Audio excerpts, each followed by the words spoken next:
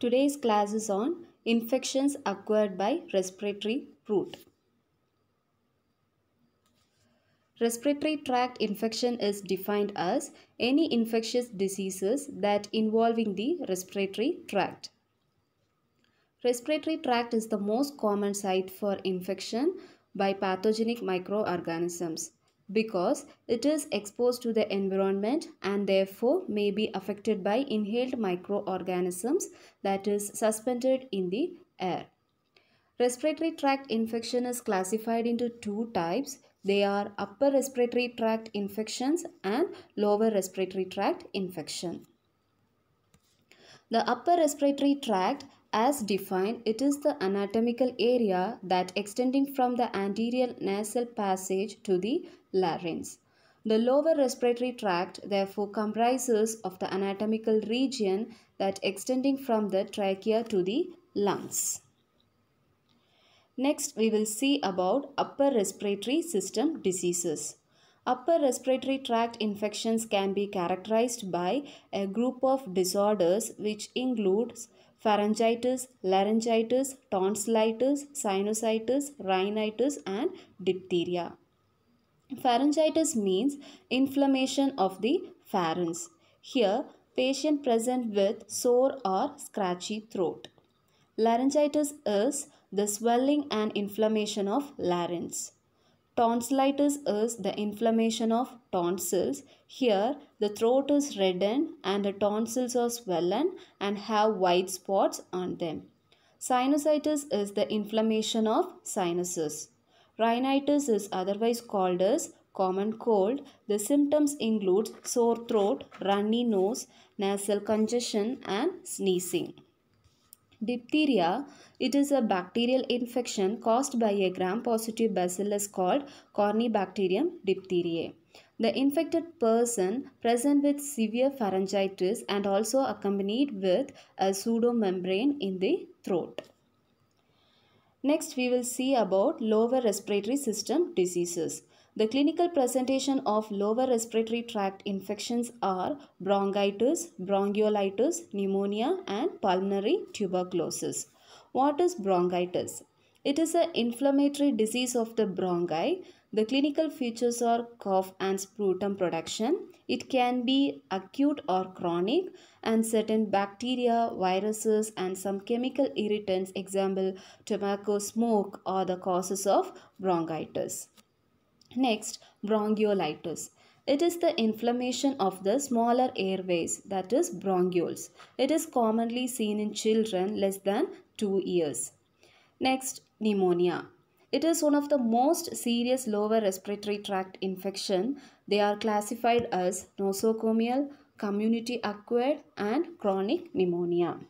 Nosocomial pneumonia, it occurs in hospitalized patients who are on the ventilator, and it is difficult to treat if the pathogen becomes resistant to antibiotics. And it is most commonly caused by bacteria such as Pseudomonas aeruginosa, Staphylococcus aureus and Enterobacteriaceae. Next, community acquired pneumonia. Here the patient acquires the organisms in the community. And chronic pneumonia, the clinical features are chronic cough, fever, night sweat and weight loss. Pulmonary tuberculosis, it is caused by a bacteria named Mycobacterium tuberculosis, which is a rod-shaped acid-fast bacillus. This table shows different types of bacteria, viruses, fungi and parasites that infecting the respiratory system. Next, we will see about the lab diagnosis of respiratory tract infections. Various specimens are collected for the diagnosis of respiratory tract infections. For upper respiratory tract infection, the samples to be collected are throat swab, nasopharyngeal aspirate and pseudomembrane. 2 throat swabs should be collected, one for microscopy and another for culture. Nasopharyngeal aspiration will be done for the isolation of viral infection. If diphtheria is suspected, a part of the pseudomembrane is taken for the diagnosis of Corynebacterium diphtheriae. For lower respiratory tract infection, the samples to be collected are sputum, induced sputum, and bronchoalveolar lavage. For the diagnosis of tuberculosis, sputum is a good sample. If patients are unable to produce sputum, they should be asked to inhale hypertonic saline solution that for approximately for 10 minutes, which may induce the production of sputum. If patient produce little or no sputum, bronchoalveolar lavage sample must be collected. Once after collecting the specimen, it is sent to the microbiology laboratory for the further identification.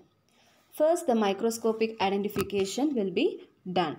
Gram staining is done to identify the gram-positive and gram-negative bacteria, and it is also used to detect the quality of the sputum.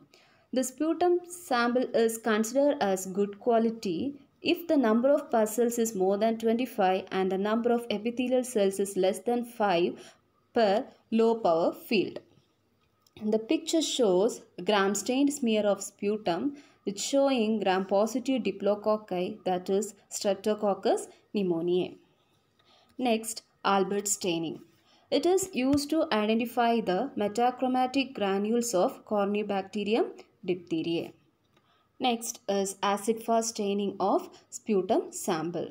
It is performed by Ziehl-Neelsen technique to demonstrate the acid-fast bacilli, example Mycobacterium tuberculosis. GEMSA stain is used for the detection of Pneumocystis aeruginosa. Immunofluorescent microscopy of nasopharyngeal aspirate is performed to detect the presence of antigens of respiratory viruses. Next, we will see about culture identification of microorganisms that causing respiratory tract infections. The specimens are inoculated onto blood agar, McCongie and chocolate agar for the isolation of pathogenic bacteria. And these plates are incubated at 37 degrees Celsius for 24 hours. For the isolation of Mycobacterium tuberculosis, Laustin-Jensen medium is used. And also for the isolation of fungal pathogens, the samples will be inoculated on Sabarot dextrose agar. Example, Candida albicans. The selective media such as Loeffler's serum slope and potassium tellurate agar is used for the isolation of Corynebacterium diphtheriae. Next, we'll see about serological identification. For the diagnosis of Mycoplasma pneumoniae infection, the test such as, that is the serological test such as cold agglutination test, complement fixation and ELISA were done to detect Mycoplasma antibodies by using mycoplasmal antigens. Microimmunofluorescence and ELISA tests were performed for the detection of chlamydial antibodies in the serum. And molecular tests such as multiplex PCR and real-time PCR have been developed for the simultaneous detection of pathogens that causing upper respiratory tract and lower respiratory tract infections. Thank you.